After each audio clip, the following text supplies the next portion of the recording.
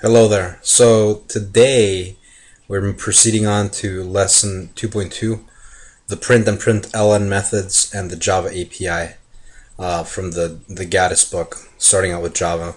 So although the lesson is just one, although it's one block lesson, meaning it's 2.2, I decided to break it apart into sub lessons, and I thought that there was just a lot of meat in the in that one lesson, and I think that that lesson should be actually broken up into these sub lessons that I've done. So this video is exclusively on defining what an object is first off, and then what a method is. Exclusively that.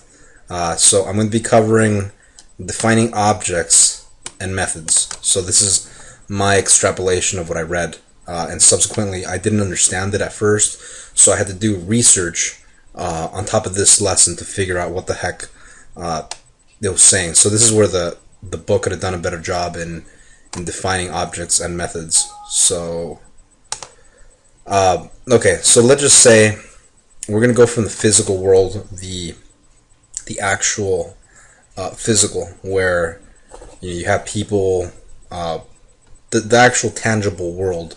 So everything you see. What is an object? So it's very easy to identify what an object is when you go and look in our daily lives. You have chairs, you have TVs, you have cars, you have computers, you have people. So let's not look very far.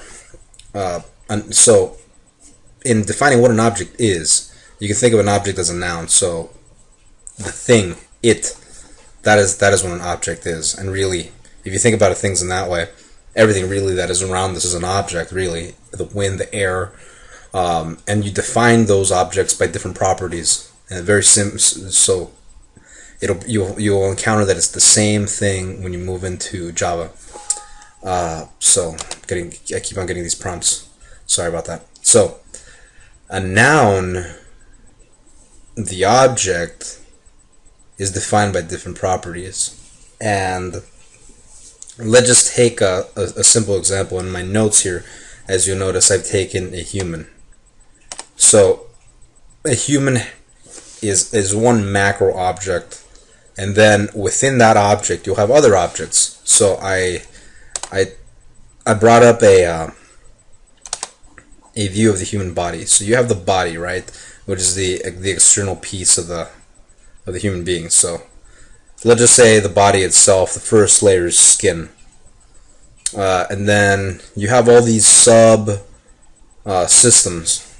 So they're objects. Let's just say object, bone. Then you have object, nerves. Object, vascular system. Object, respiratory system. Object, digestive system. Object, muscles.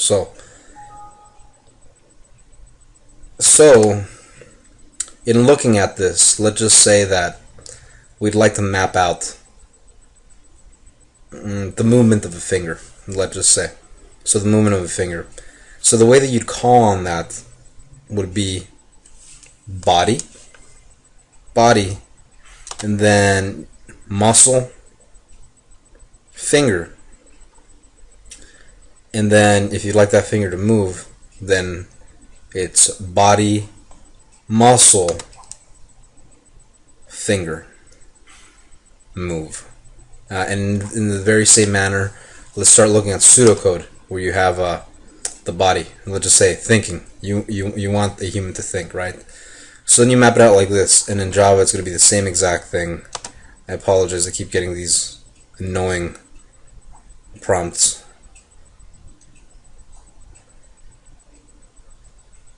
Okay, hopefully it stops bothering me. Human dot body dot brain dot, and then this is where the action's at. So you're mapping the brain, the last object, and what it does. So what I want to focus on here is not yet the activity, but the mapping of it. So you have an object Within that object you have the body. Within that object you have the brain. So human, body, brain. Then I have another example. Human, body, leg, if you're referencing the leg. You don't just jump to leg and define leg. So in the same manner you do this. Then the last piece would be your verb. So the verb is what we know as methods. So the noun itself is the object. Very similar. This is very easy to understand when you relate object to a noun. Then you have a verb. It's the action, the doing part. So then you have human, body, brain, and the action, the method. So from now on, let's refer to verbs as methods. It's the doing part. It's the action piece. So there's no code writing in this sub lesson, but I just wanted you to think about it in that manner. So in Java, you're going to hear a lot of everything as an object. So it's just a matter of thinking about it. You have an object, and you have objects within objects. So then you're thinking, well, you probably a human. How's a human in another object? Okay, so picture a human. A human is inside object house. The human is inside object earth. Okay, the human is inside house.